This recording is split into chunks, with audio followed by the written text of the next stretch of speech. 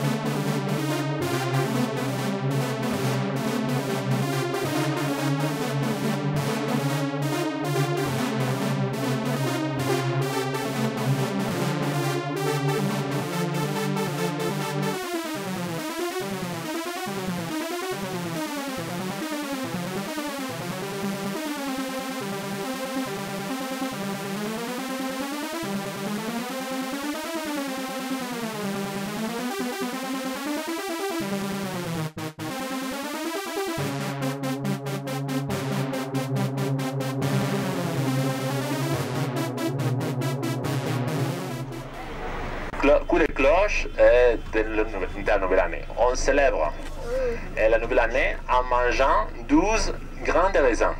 C'est comme ça qu'on reçoit le nouvel an en Espagne. Et on le fait chaque année depuis 1911.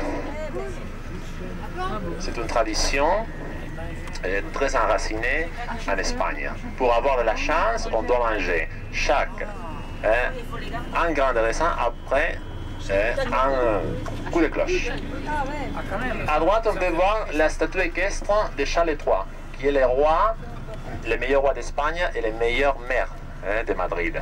À gauche, il y a les clochers, on peut voir le siège, et à droite, il y a la rue plus commerciale.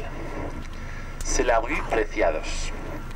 Aujourd'hui, les magasins ont été fermés parce que c'est dimanche. Hier, ils étaient ouverts, mais vous êtes arrivé trop tard, je crois, non? Demain, si vous partez à 8h, non? 8h, 9h, alors les magasins ouvrent à 10h, année 90. c'est maintenant l'un des meilleurs théâtres côté technique.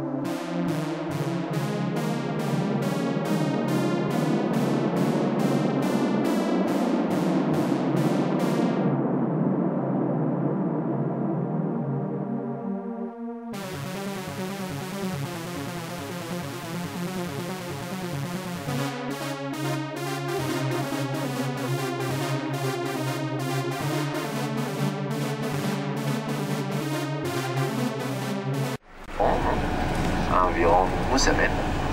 8 jours. Ce sera le 23 avril.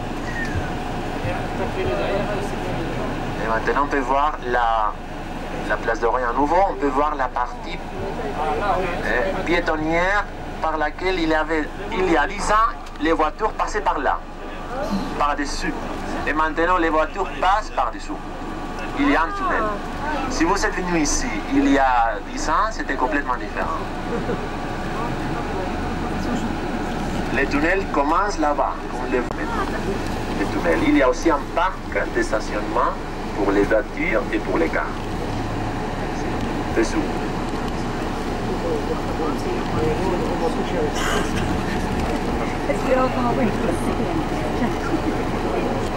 Toujours à droite, il y a la tour de Madrid qui a 34 étages. Les étages supérieurs sont des appartements privés, dans lesquels il y a les bureaux d'Air France. Air France Espagne. Et à gauche, il y a une église très jolie qui ressemble à une mosquée. Les gens pensent que c'est une mosquée. Il y a beaucoup d'Arabes ici.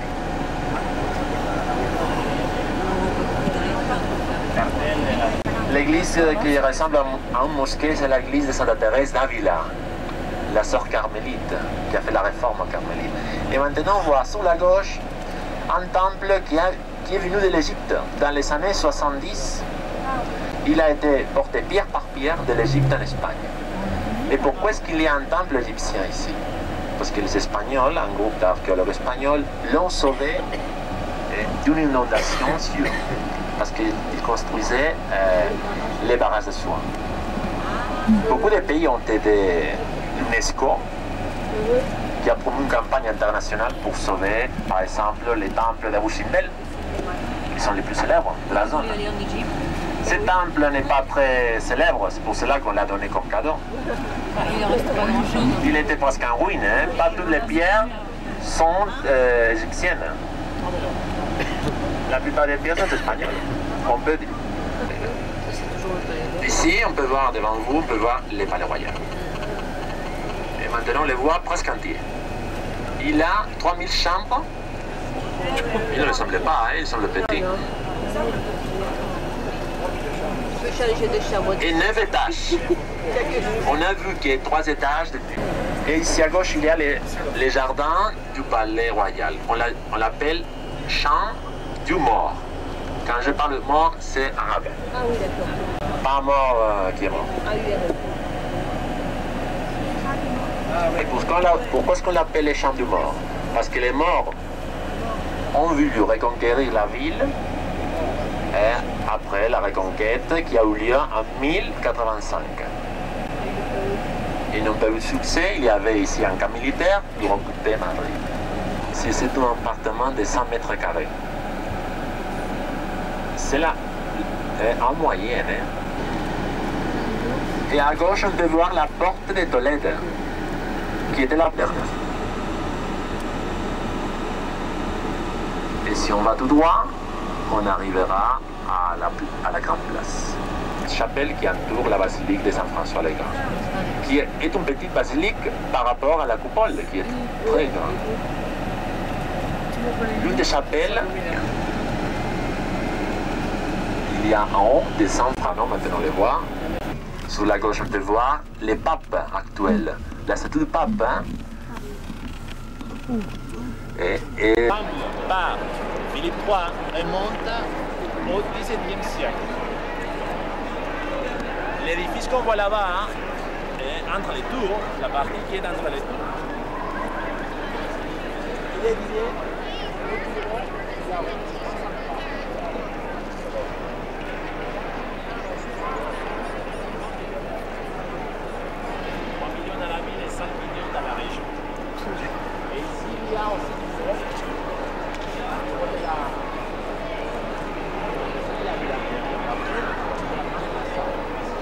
symbole de Madrid.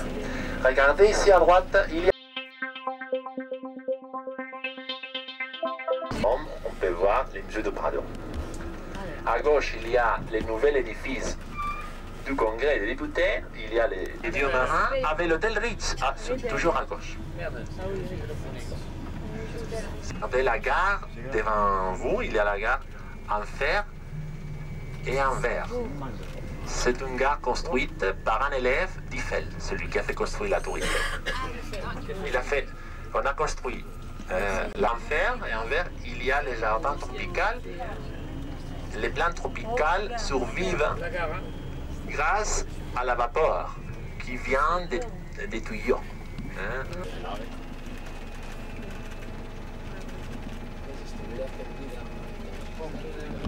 Il est allé depuis le Parlement jusqu'à l'église de Saint-Jérôme. Il y a l'entrée du Ritz, on peut voir à droite l'entrée du Ritz, et on peut voir aussi joli que l'ex-Cochilly.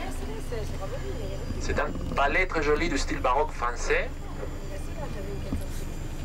Et maintenant, regardez devant vous, il y a la porte d'Alcalá qui a été construite sur ordre de Charles III. C'est la meilleure porte d'entrée de Madrid. On a vu les trois portes. La porte de Saint-Vincent, la porte de Tolède et celle-ci qui est la plus jolie. Et un autre symbole de Madrid. Comme par exemple, à Paris, il y a la tour Eiffel. Ici, il y a, on peut la voir maintenant beaucoup mieux, la statue de Christophe Colomb. Il y a la fontaine de la chute d'eau. Regardez la fontaine. Là-bas, il y a un couloir. Si on passe par les couloirs, on ne sent que les sons de l'écho de la chute d'eau. On ne veut pas parler. C'est impossible de s'entendre là-bas.